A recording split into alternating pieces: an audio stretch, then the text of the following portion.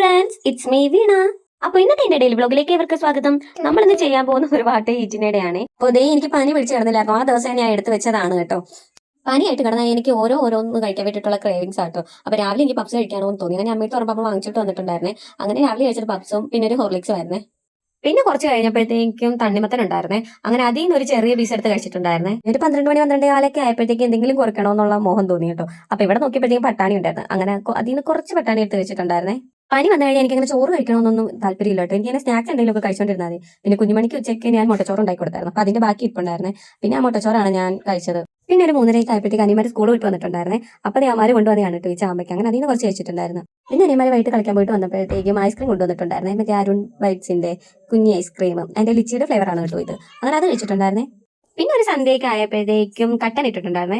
അങ്ങനെ കട്ടനും അതിന്റെ കൂടെ തന്നെ മിക്സറും ഉണ്ടായിരുന്നു കേട്ടോ. അപ്പൊ ഈ രണ്ട് കോമ്പോ എനിക്ക് ഭയങ്കര ഇഷ്ടമാണ്. അങ്ങനെ ഇത് വെച്ചിട്ടുണ്ടായിരുന്നേ. രാത്രി അച്ഛൻ ജോലി കഴിഞ്ഞ് വന്നപ്പോഴത്തേക്കും പിന്നെ ഐസ്ക്രീം വെച്ചിട്ട് വന്നിട്ടുണ്ടായിരുന്നു കേട്ടോ. അപ്പൊ ഇതും ചെറിയ ചെറിയ ബൈറ്റ്സ് ആണ് കേട്ടോ. ഇത് കാണാൻ നല്ല ക്യൂട്ടാണ്. എനിക്ക് ഭയങ്കര ഇഷ്ടമാണ് കേട്ടോ.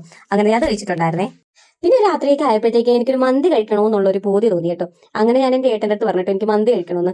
ഏട്ടൻ തൃശ്ശൂരാണ് കേട്ടോ വീട്. അങ്ങനെ എനിക്ക് നേരെ ഫണ്ടിട്ട് തന്നു കേട്ടോ. അങ്ങനെ രാത്രി ഞാൻ കുശാലായിട്ട് മന്തി കഴിച്ചിട്ടുണ്ടായിരുന്നേ. പിന്നെ എന്നോട് ഒരുപാട് പേര് ചോദിക്കുന്ന ചോദ്യമാണ് കേട്ടോ, ചേച്ചി കഴിക്കുന്നില്ല, എങ്ങോട്ടാ പോകുന്നത്? അത് കണക്ക് തന്നെ ചേച്ചി കഴിച്ചിട്ട് ശരീരത്തൊന്നും കാണുന്നില്ലല്ലോ എന്ന്. എത്ര കഴിച്ചാലും എന്റെ ശരീരപ്രകൃതം ഇങ്ങനെ കേട്ടോ. എനിക്ക് വണ്ണം വെക്കാറില്ല. അപ്പൊ ഇതൊക്കെയാണ് കേട്ടോ കാര്യങ്ങൾ. അപ്പൊ നാളെ അടുത്തൊരു വീഡിയോ ആയിട്ട് വരാൻ. Bye bye, see U.